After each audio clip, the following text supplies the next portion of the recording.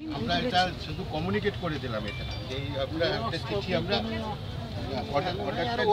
দরকার হলে স্যার ওনারা, হ্যাঁ ওনারা দরকার হলে এখান থেকে আমরা তুলতে আসিনি স্যার, তুলতে আসিনি, আমরা ওদেরকে শুধু রিকোয়েস্ট করেছি যে এটা এসছে স্যার। দেখুন এখানে এখন যিনি রাজ্যের মুখ্যমন্ত্রী তিনিও মিলিটারি ল্যান্ডের উপর 26 দিন অনশন করেছেন, তো তুলে দিয়েছে বলে আমি শুনি।